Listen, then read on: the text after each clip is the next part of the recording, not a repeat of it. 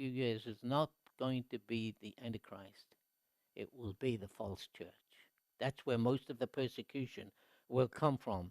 It will be the true church's greatest enemy.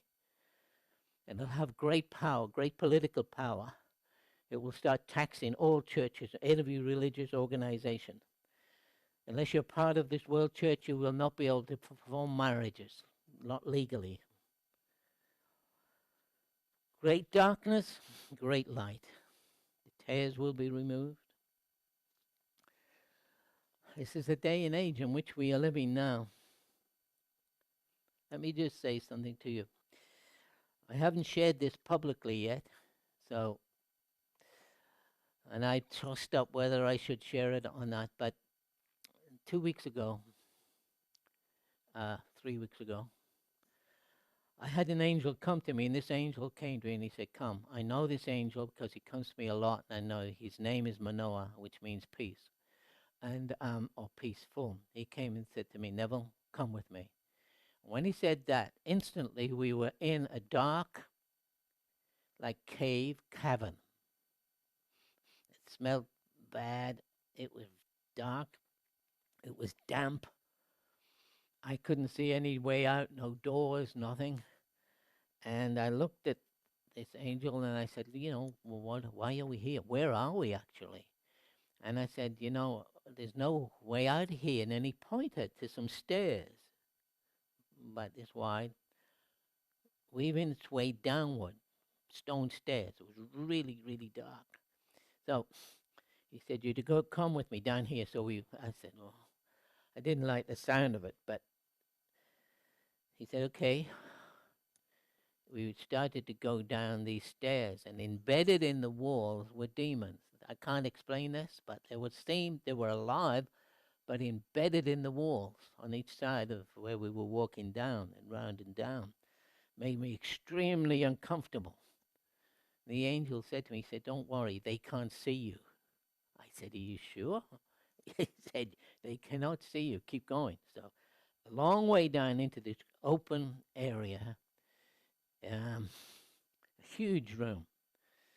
And it was thick with demonic activity and smell, dark and but dark, but there was light in there, but it was still dark. And I stood there kind of frozen, and I said to him, you sure they can't see us? And he said, yes. I said, well, what are we doing there? And then I noticed a table about 3-4 feet wide and about 8 feet long. And there was this grotesque creature sitting behind it, cataloging things. Cataloging. And when I looked, on the table were a number of crowns. I didn't count them, but I said maybe 8 or 9, somewhere around that. And I said to this angel, what's going on? He said, they're cataloging these crowns and moving them to a more secure place. I thought, why are they doing that? Anyway, he said, see that crown? He pointed to a one. He said, I want you to go up, grab it, and we'll leave. I thought that the demon behind this desk was grotesque, and he was large, grotesque. And he was kind of like, they knew something was up, but they couldn't see. They were very on edge. And so I walked very gingerly up to this, grabbed this, turned around, started to run back up the stairs.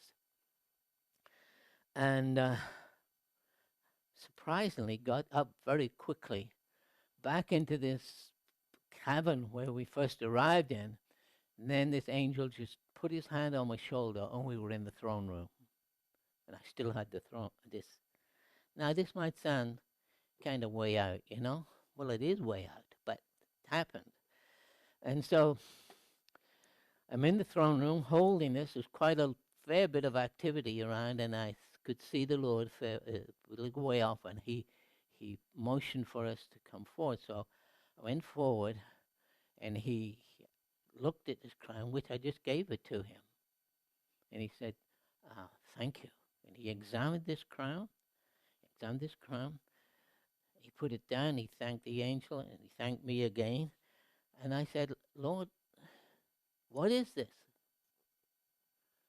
He said, this crown was Solomon's crown. And he lost it before he died. I thought, what? I said, but Solomon, he was a great man of God. He said, and I said, I said, he had great wisdom and knowledge, understanding like no one else had. The Lord said to me, that was a gift. That was a gift. And the Bible says, that wisdom comes by the fear of the Lord. True wisdom comes by the fear of the Lord. And he said, particularly towards the end of Solomon's life, he lost the fear of the Lord and he lost his crown, which represented wisdom and understanding. Wow, I was floored. And I thought, I must go back on those scriptures and read them again about Solomon. And the Lord looked at me intently and he said, this crown will be multiplied. It is like something to what you talk about as a mantle, but it is a little more than that. But it will become available to many who will have the wisdom and the understanding to build the house of the Lord in these last days. I thought, wow. I went to ask the Lord a question, and I was back in my room. And I pondered that since, and I really believe that this is wisdom and this understanding, possibly, to angels. I know the Lord is wisdom, but this is a powerful endurement of wisdom and understanding which comes by the fear of the Lord. You qualify